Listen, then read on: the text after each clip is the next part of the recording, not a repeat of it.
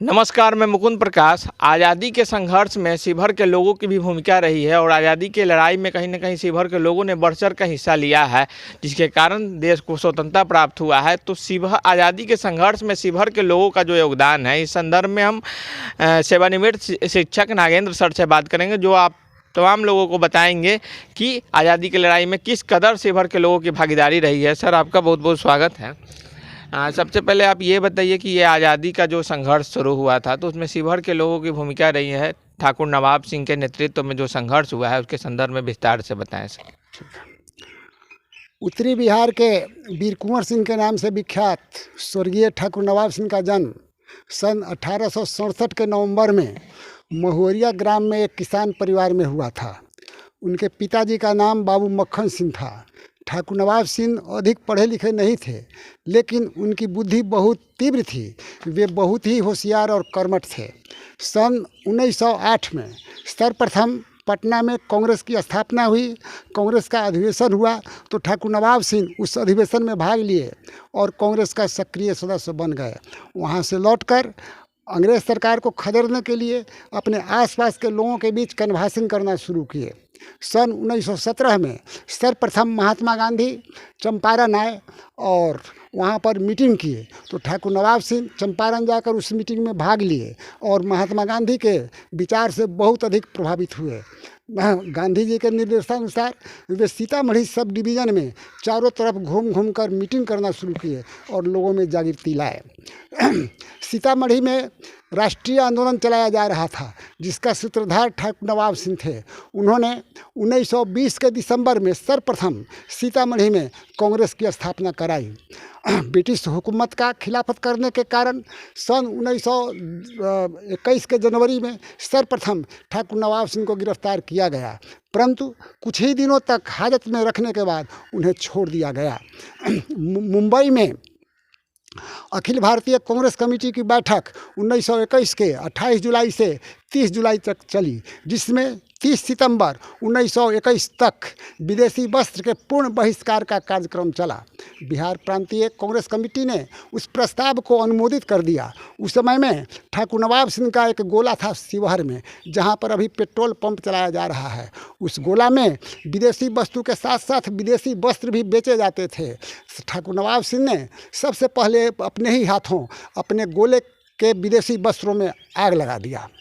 फरवरी 1922 में दिल्ली में कांग्रेस कमेटी की बैठक हुई, जिसमें महात्मा गांधी ने केवल रचनात्मक कार्यक्रम लोगों के सामने रखा, जो इस प्रकार है: चरखा तथा करखा का प्रचार करना, राष्ट्रीय स्कूलों की स्थापना करना, कांग्रेस में सदस्यों को भर्ती करना, ग्राम पंचायत की स्थापना करना, अछूतों का उद्धार करना। तो सीतामढ़ी में यह कार्यक्रम ठाकुर नवाब सिंह के नेतृत्व में शुरू हुआ। सबसे पहले ठाकुर नवाब सिंह ने शिवहर में यहाँ के मुसहरों और अछूतों को एकत्रित करके एक सभा की और उनको तथा उनके बच्चों को 10 हाथियों पर बैठाकर गाजे बाजे के साथ पूरे शिवहर की परिक्रमा कराई और उन लोगों को हजारों कार्यकर्ताओं के साथ स्वयं पैदल चलकर उन लोगों को देकली स्थित महादेव के मंदिर में ले जाकर महादेव का दर्शन कराया। उस समय में अछूतों को मंदिर में प्रवेश नहीं करने दिया जाता था कि भगवान छुआ जाएंगे, लेकिन ठाकुर नवाब सिंह ने देकली स्थित महादेव के मंदिर में उन अछूतों को प्रवेश कराकर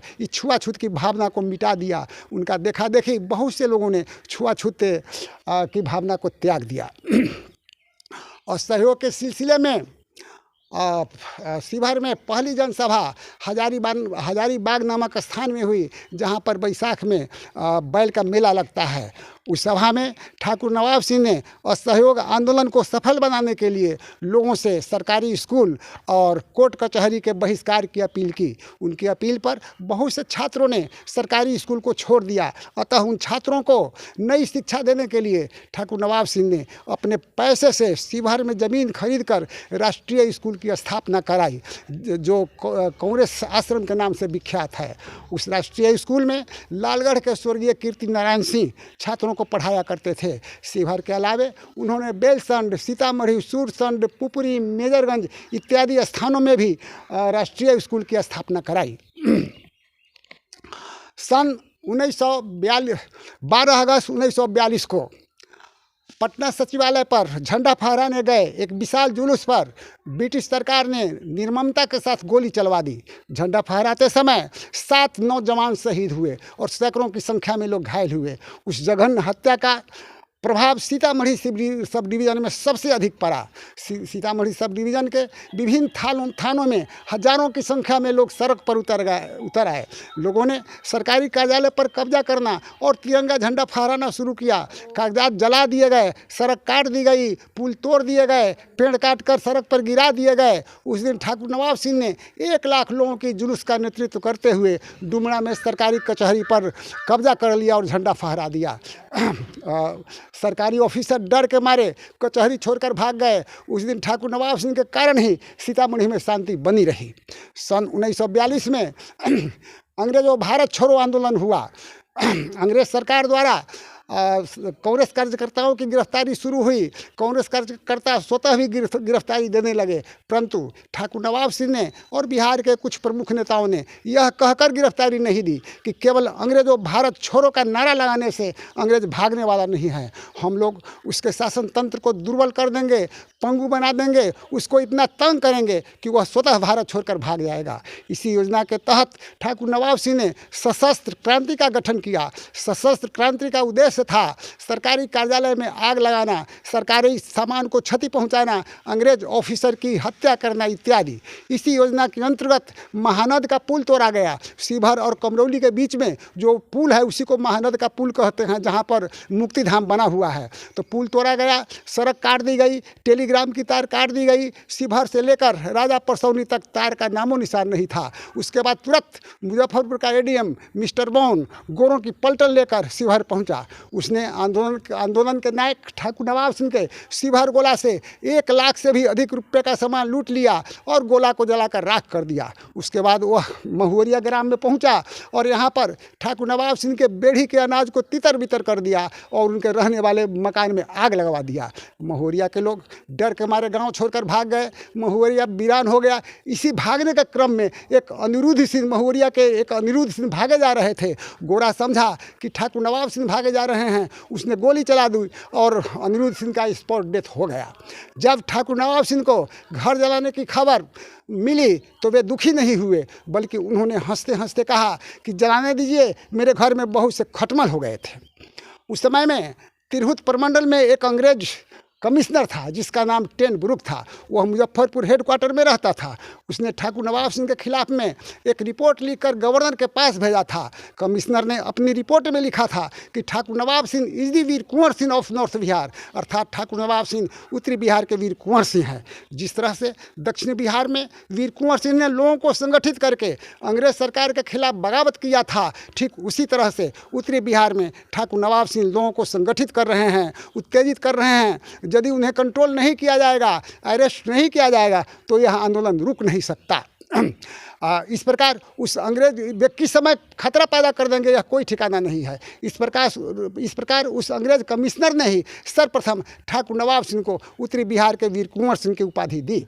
कमिश्नर ने अपनी रिपोर्ट में यह भी लिखा था कि ठाकुर नवाब सिंह की ज़मीन जायदाद सर्टिफिकेट जारी करके जब्त कर लिया जाए ताकि वे विवश होकर सरेंडर कर देंगे, परंतु गवर्नर ने ऐसा करने से इनकार कर दिया। तब कमिश्नर ने एक वारंट जारी किया। उसने अपने वारंट में लिखा कि जो कोई भी ठाकुर नवाब सिंह को जिंदा या मुर्दा पकड़ कर लाएगा उसे 10,000 रुपये इनाम दिए जाएंगे। 1942 के 10,000 अभी के कई करोड़ के बराबर है। वारंट जारी होने के बाद पुलिस ठाकुर नवाब सिंह का पीछा करने लगी।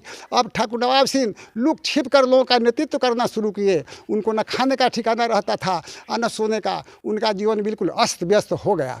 उनके सहयोगी लोग उनको भारत छोड़कर नेपाल में चले जाने की सलाह देने लगे और कहने लगे कि जिसको टॉमी पकड़ता है उसके शरीर को वह बहुत अपमानित करता है। अगर हम लोगों के सामने में इस तरह की घटना घटेगी तो हम लोग उसको कैसे बर्दाश्त कर सकेंगे। अपने सहयोगियों की बातों से बहुत दुखी होकर ठाकुर नवाब सिंह ने कहा कि तुम सब के सब मेरे दुश्मन निकल गए।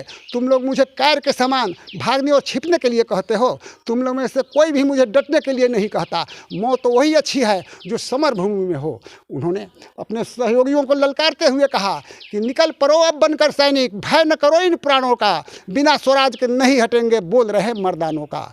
अंधा होकर पुलिस चलावे, डंडे की परवाह नहीं, घर का माल लूट ले जाए, निकले मुंह से आह नहीं।